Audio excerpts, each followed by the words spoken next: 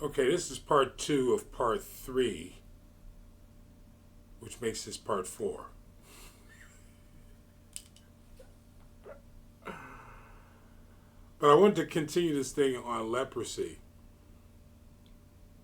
And remember what we're doing here. We're looking at healing mentally, physically, and spiritually. And we're looking at the laws, the Levitical laws, and with the understanding that these laws are archaic. But just because the laws of breathing are archaic doesn't mean the laws of breathing have stopped. You know, you still have to breathe. There are still laws to it. There are still laws to hydration. You have to hydrate your body.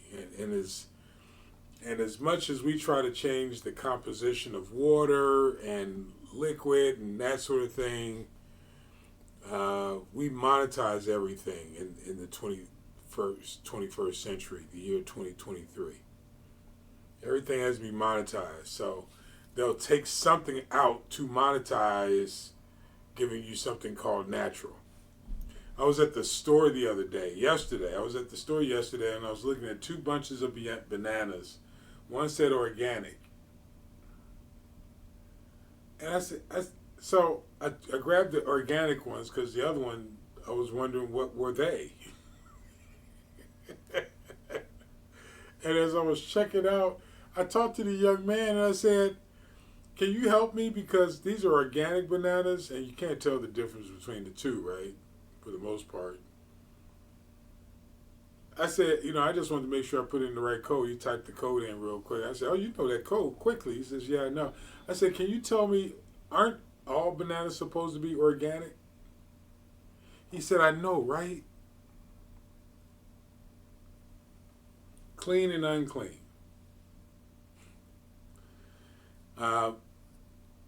It's becoming harder and harder to make the clean choice because everything's been made optional. You can't take it for granted anymore that you're making the clean choice.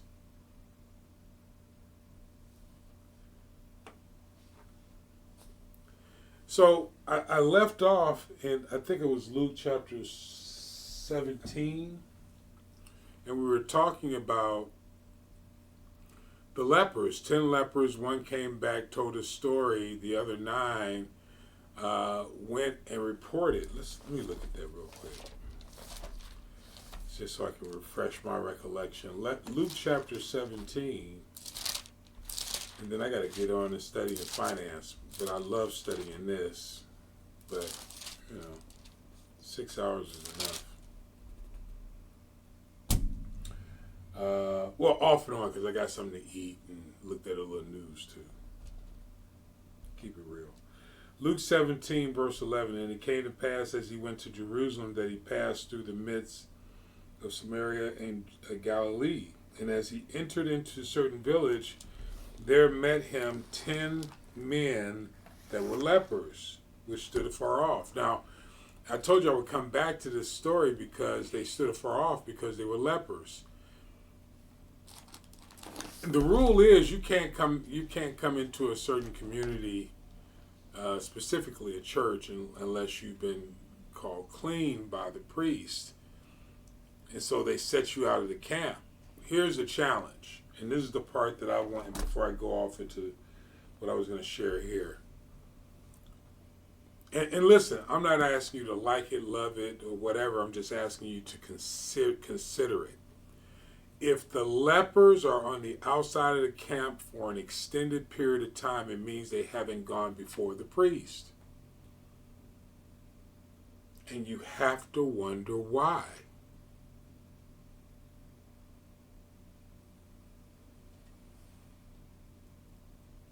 Leprosy is, for the most part, a stroke. It's a stroke, which is a mental condition.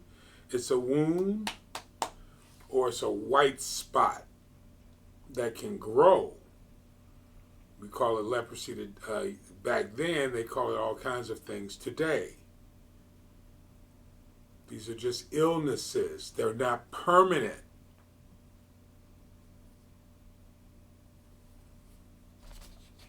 They're supposed to be accepted back into society by the priest. So take your mind off of a pastor or a Catholic priest and put your mind on the children of Israel, not just the Levitical priesthood, in other words, the priest, the children of Israel, those who have been adopted into the priesthood, and those that are born into the priesthood, like the Levitical priest, or the children of Reuben, Simeon, whatever. Don't challenge me because I don't remember Issachar, all the 12 of them folk, Joseph, his 2 kids, whatever.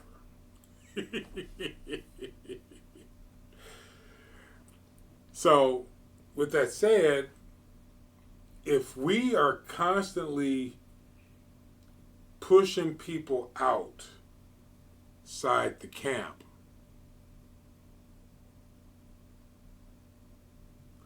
because of their leprosy, stroke, wound, or spot, and not welcoming them in to the family, aren't we doing damage to our witness and the community that we're supposed to be building for God?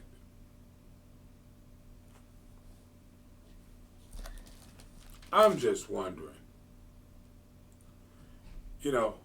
Because the interesting part of that story, going back to Luke chapter 17 real quick. Sorry, I keep turning from it. Going back to Luke chapter, I think to me the most interesting part of that story was when Jesus said, and when he saw, he said, "Go show yourselves unto the priest." And it came to pass that as they went, they were cleansed. Right? So they were healed. He was a high priest, so he recognized they're healed. They were healed because he was schooled in the Levitical laws.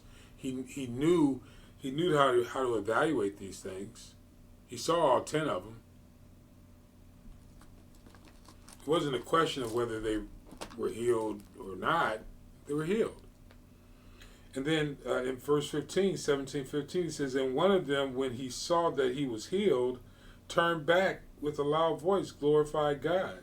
He saw he was healed because he did exactly what Jesus had told him to do. Go show yourself to the priest. And we'll look at some of these things in the Levitical law so you understand what that means, because it sounds just like, why would he show himself to the priest? Because the Levitical laws were that the lepers were to go to the priest for evaluation.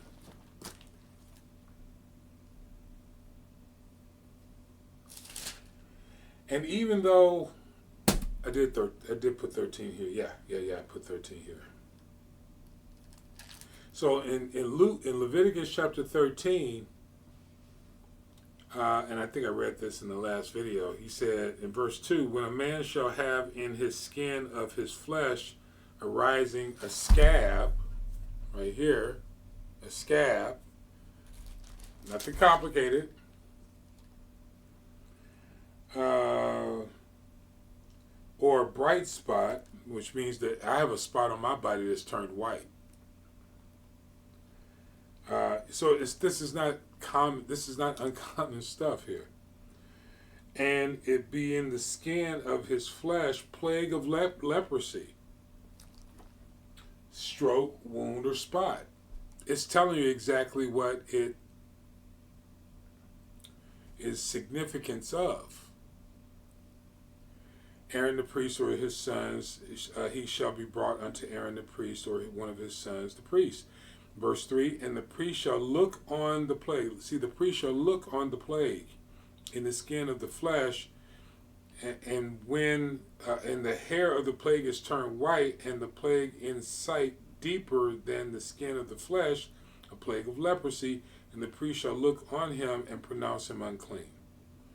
If the bright spot white in the skin of his flesh, and in sight not deeper than the skin, the hair thereof not turn white, then the priest shall shut up the plague 7 days. Now this doesn't mean that they leave town. This means you need to be reevaluated in 7 days.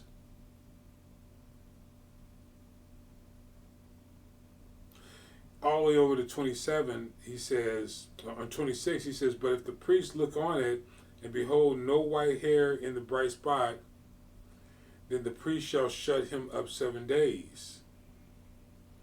And I'm jumping here, because I don't want to lose you mentally.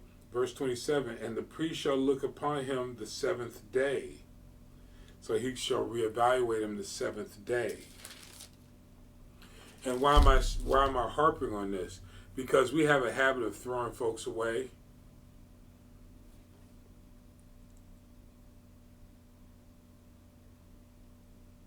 Until we get to the place where we understand that people don't get healed unless we heal them when they come to us. But if you take it personally, that means you're not dead. So you can't act as the high priest. In the previous video, I said you have to learn how to be both. Because if you're going to be an actual representative of Christ, an actual representative of God, you got to learn how to kill your flesh at that time. Because there is a time when the priest and the high priest give their own burnt offering and their own sin offering to God. But other than that, it's not, we're not supposed, those who represent him as ambassadors and high priests, we shouldn't be leaving the congregation of the tabernacle. The heart of God. The mindset. Because when people are addressing us, no matter what we're going through, they're looking for healing. And if you can't come with solutions, then stop playing with people's lives. That's how I'm going to say it. In other words, if you're taking everything personally and you can't help them walk through this process,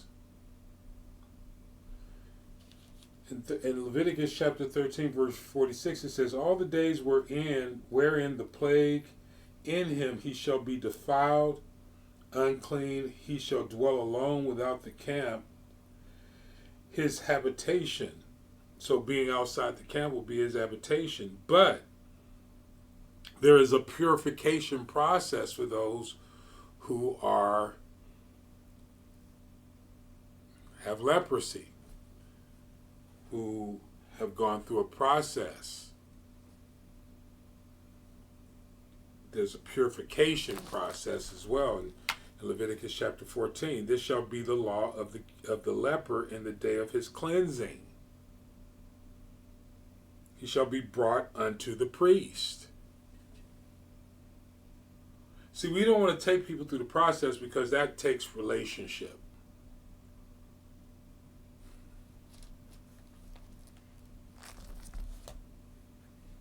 In verse 2 it says, this shall be the law of the leper in the day of his cleansing. He shall be brought unto the priest.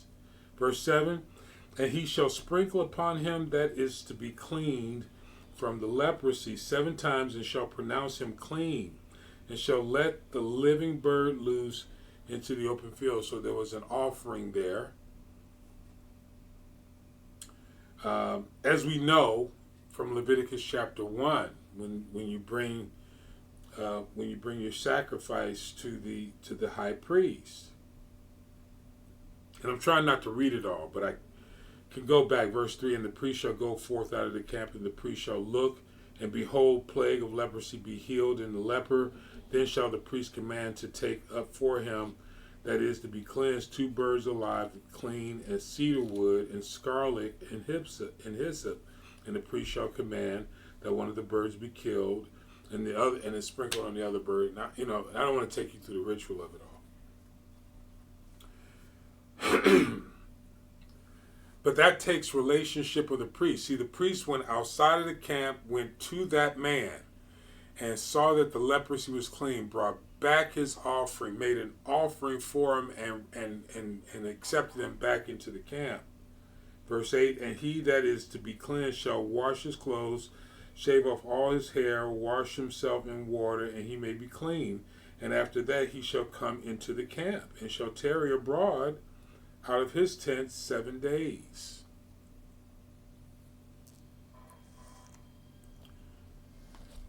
So what's my point? My point is simple. There is a process to in representing God to healing people.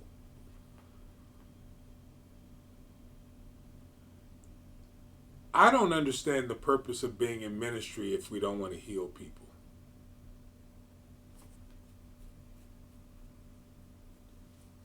Bring people in.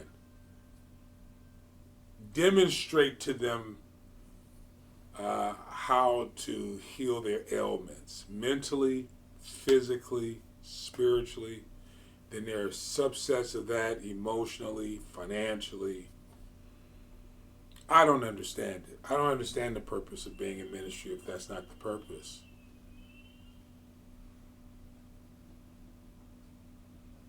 Making people whole.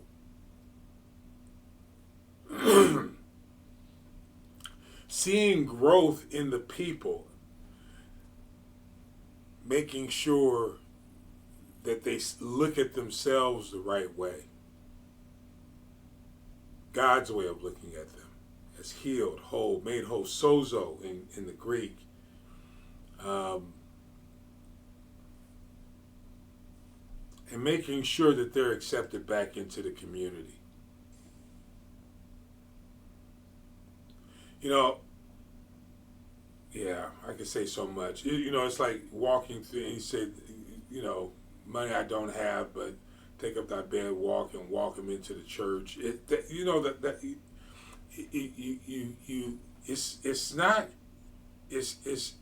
This isn't casual. This is the whole purpose of ministry, is to heal people.